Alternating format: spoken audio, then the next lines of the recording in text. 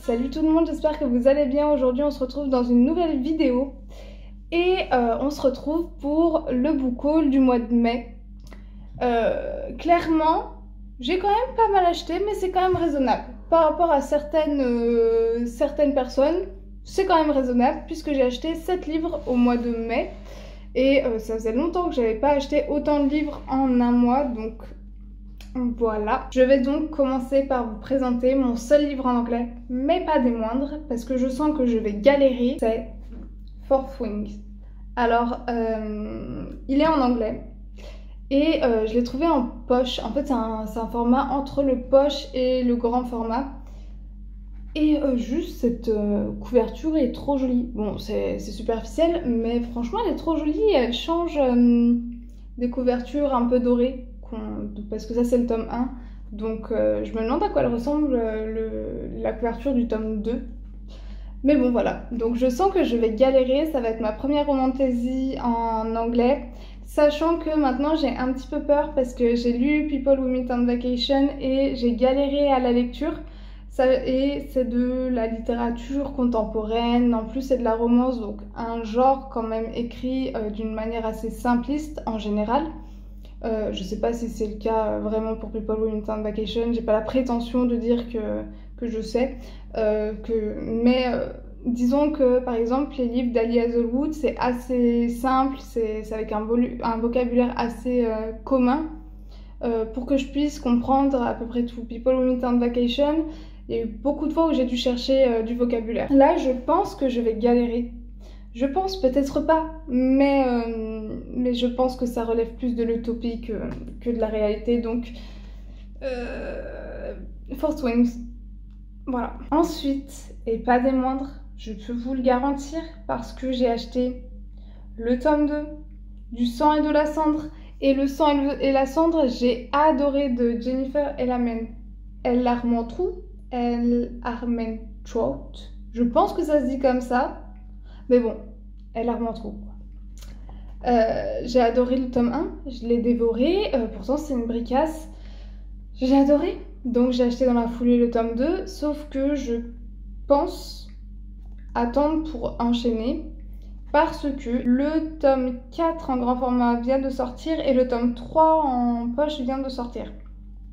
Donc ça veut dire que si je lis et que j'adore et que j'achète le tome 3 et que j'adore, ça veut dire que je vais attendre on ne sait pas combien de temps pour le tome 4.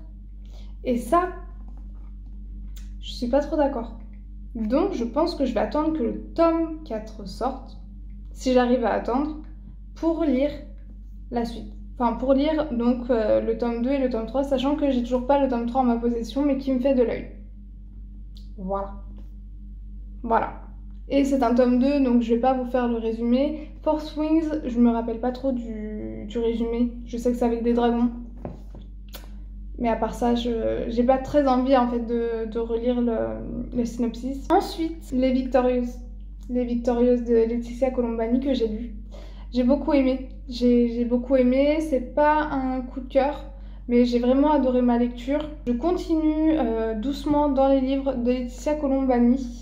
On suit une avocate qui s'appelle Solène, qui a la quarantaine à peu près, qui va faire un burn-out et elle va, pour s'en sortir, son thérapeute va lui dire « faut que tu te resociabilises donc, et que tu t'occupes, donc fais partie d'une association » et elle va devenir écrivaine publique dans un foyer de jeunes femmes.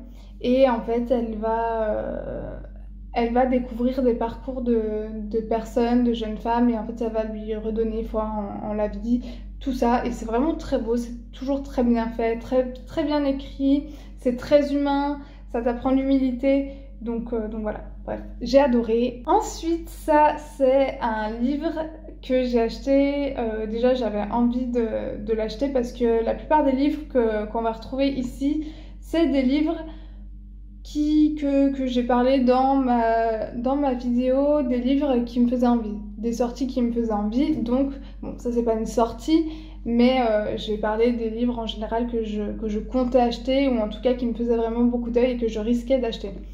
Campus Driver tome 1, donc ça, ce qui m'a décidé, c'est toi Isis, c'est toi Isis, si tu regardes cette vidéo, c'est toi Isis.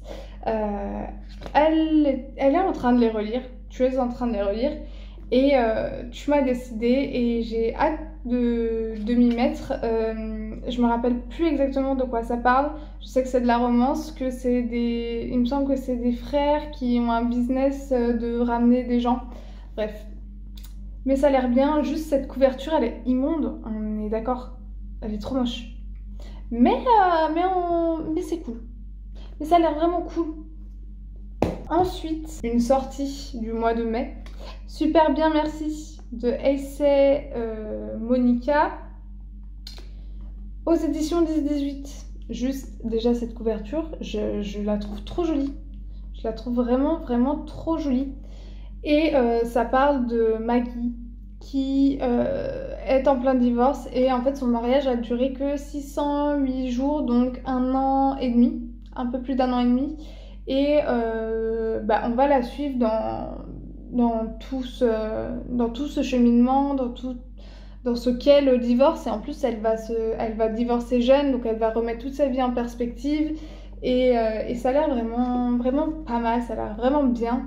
Donc j'ai trop hâte de découvrir cette lecture. Ensuite, c'est le livre que j'ai acheté. C'est-à-dire le tome 8 des 7 sœurs. Voilà, vous connaissez, pour ceux qui ne me connaissent pas, je suis tombée amoureuse de la saga des 7 sœurs. Et là, donc, on a le tome 8, c'est le dernier. Apparemment, il est vraiment bien, même si on sent que c'est la patte de son fils et que c'est pas Lucinda qui l'a écrit. Mais apparemment, il est vraiment bien écrit, c'est juste qu'on sent que c'est pas le même auteur. Et je sens que ça va être une pépite. De toute façon, même s'il est nul, je pense que je suis tellement une fan de cette série que je vais vous dire que j'aime, même s'il est nul. Donc voilà, mais bon, c'est pas très objectif, mais bon. Les 7 sœurs que j'ai acheté aujourd'hui. Voilà. Ma passion. Et pour finir,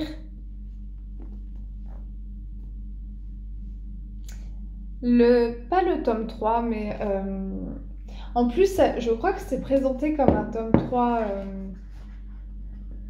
à la fin du tome 2, mais c'est pas un tome 3. Enfin, pas vraiment. C'est la deuxième duologie qui fait partie de la saga du Pont des Tempêtes.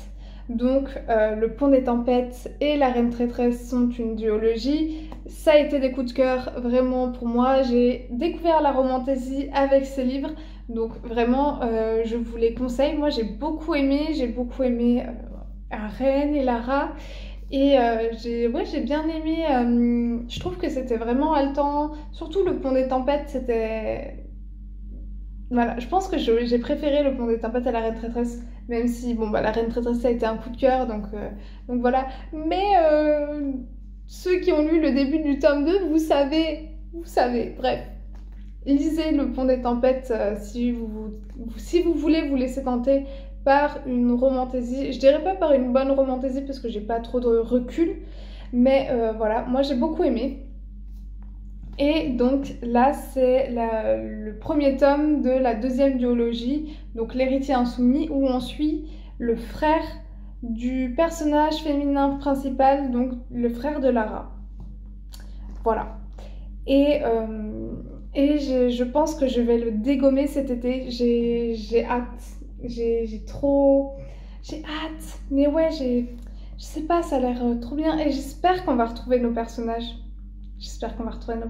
Et apparemment, il est aussi bien que le Pont des Tempêtes. Donc j'ai de grands espoirs et j'ai trop peur d'être déçue. Parce que le Pont des Tempêtes, franchement, déjà le couple Arène-Lara, voilà. Mais écoutez, j'espère qu'il sera aussi bien, voire meilleur. On verra bien, on verra bien. Cette petite vidéo maintenant est terminée, j'espère qu'elle vous aura plu. N'hésitez pas à la liker, à vous abonner, à commenter et on se dit à la semaine prochaine.